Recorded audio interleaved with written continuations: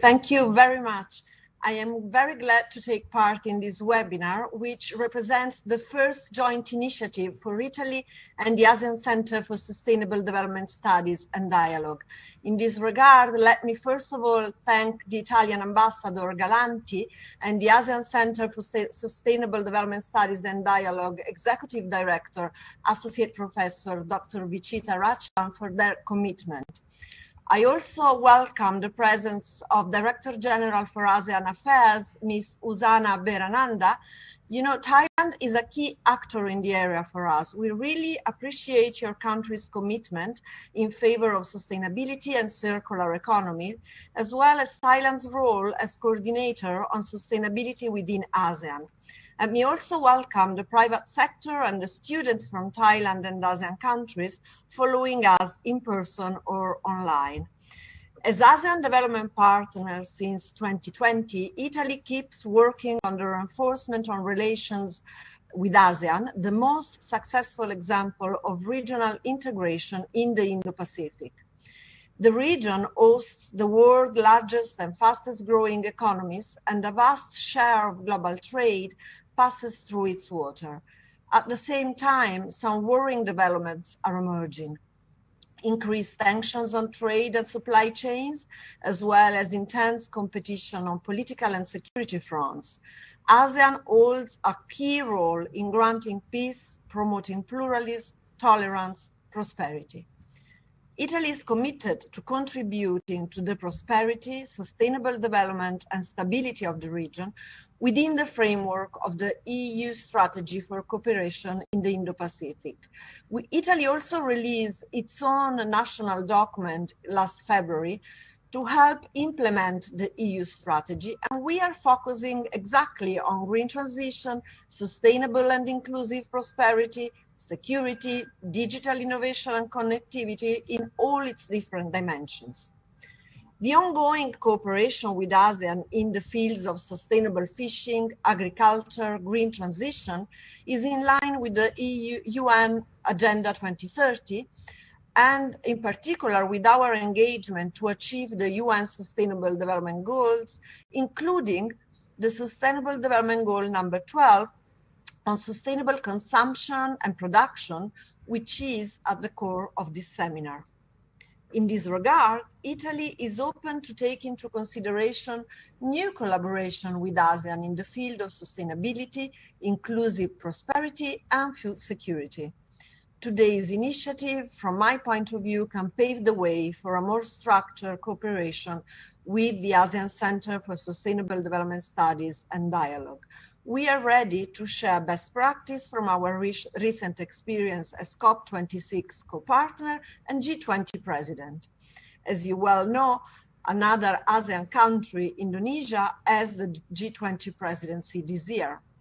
A stronger cooperation with leading ASEAN member states, such as Thailand, is very important for us. We, in particular, appreciate Thailand's approach to the bio-circular and green economy based on the self-sufficiency philosophy that was coined by King Rama after the crisis in 1997. Also, we cannot forget food security.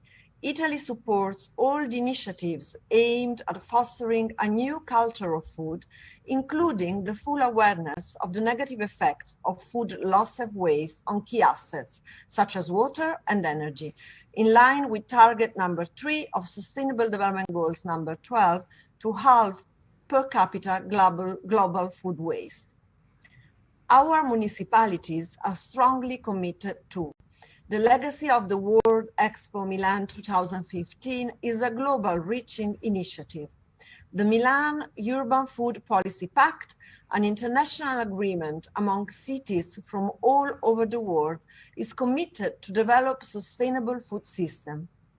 We really appreciate the decision of the Bangkok Metropolitan Administration to become partner together with other ASEAN megacities. The Italian engagement in favor of sustainability is also at the core of the candidature of Rome to host the 2030 Expo under the theme People and Territories, Urban Regeneration, Inclusion and Innovation.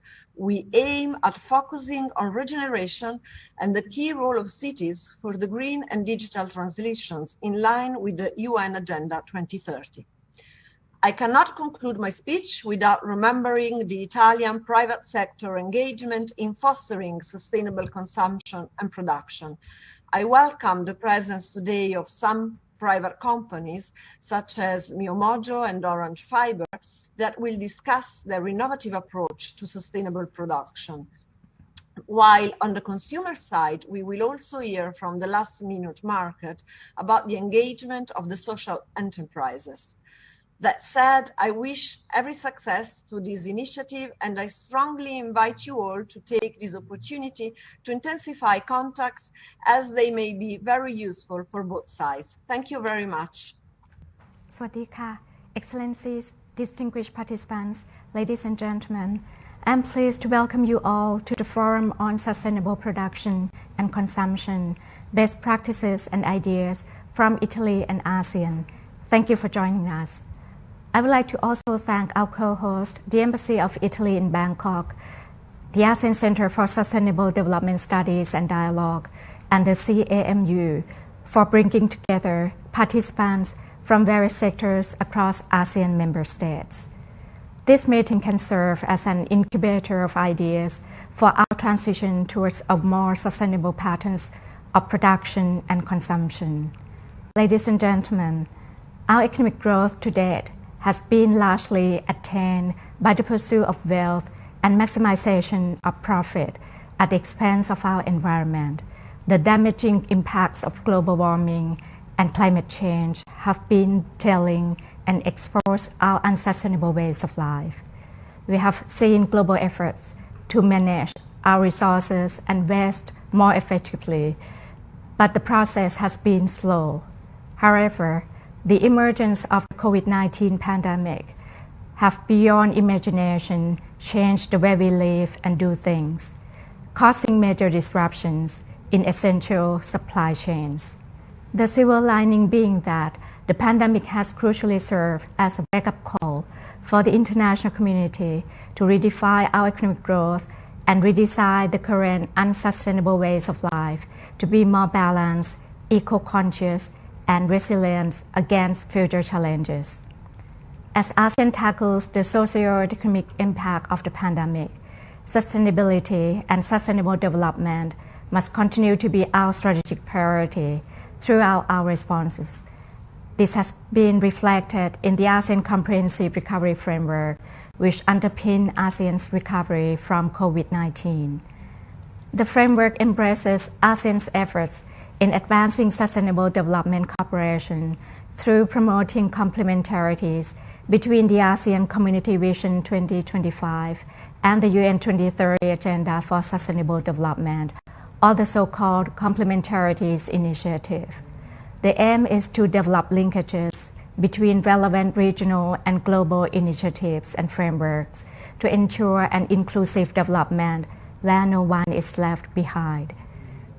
To this end, the Complementarities Initiative identifies 5 priority areas on which ASEAN could focus its efforts in promoting sustainability agenda, with sustainable consumption and production, or SCP, being one of the main priorities.